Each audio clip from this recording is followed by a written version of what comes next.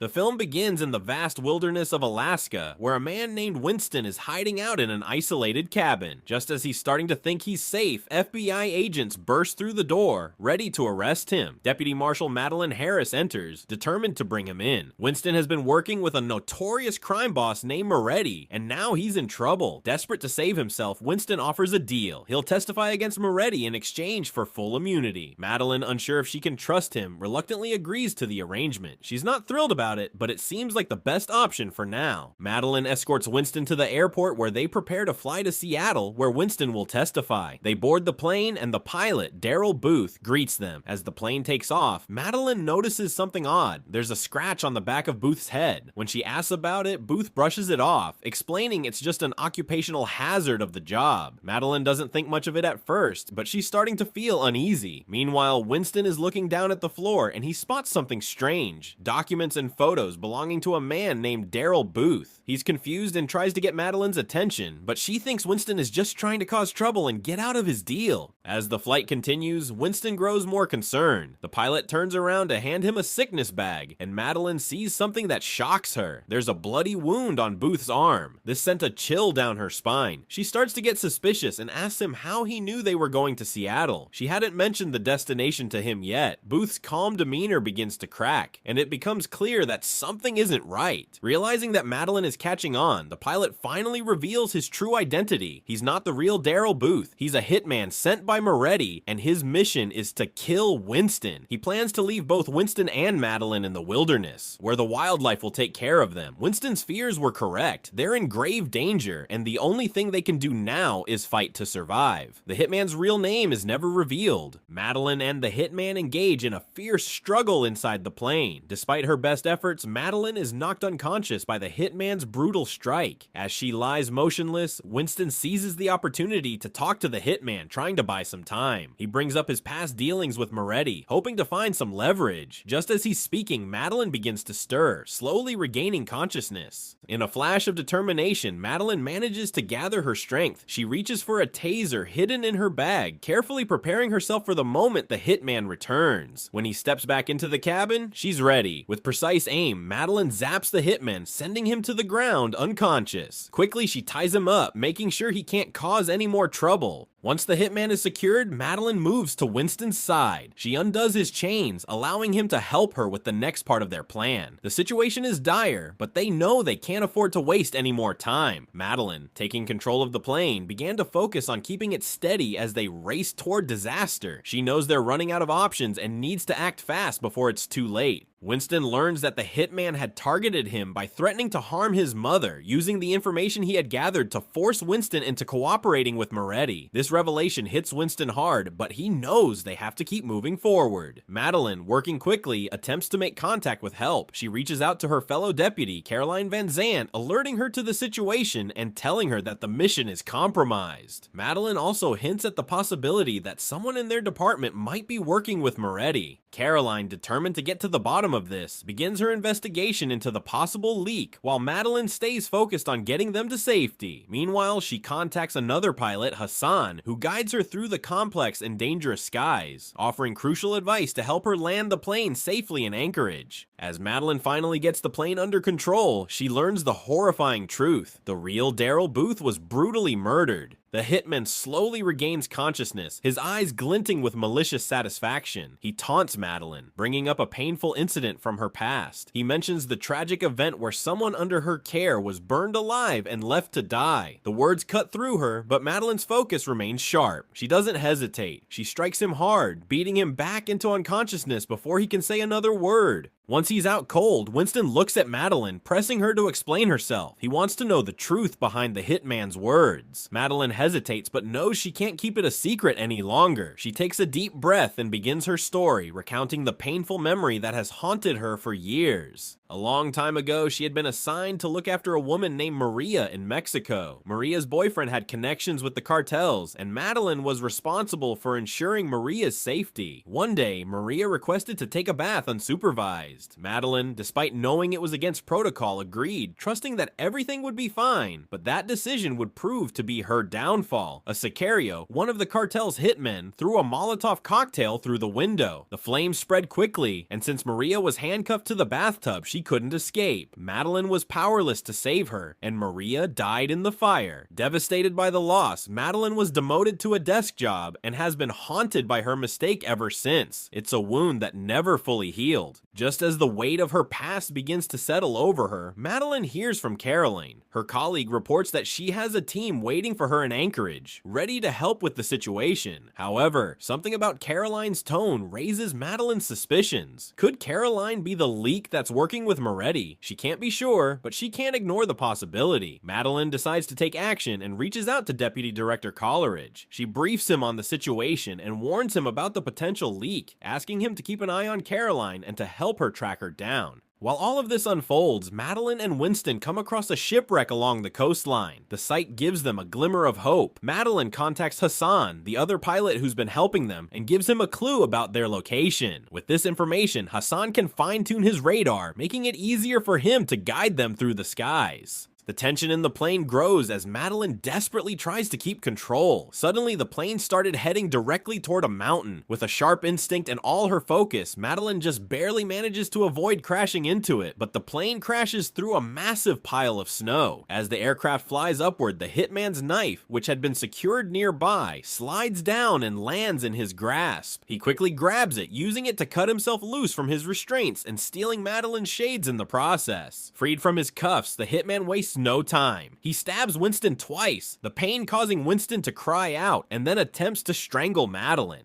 In a desperate move, Winston pulls the knife from his own body and uses it to cut the belt the hitman had been using to secure himself. Madeline, not wasting any time, incapacitates the hitman by striking him with a flare to the chest. She follows it up with a swift blow to his head with a fire extinguisher, knocking him out cold once again.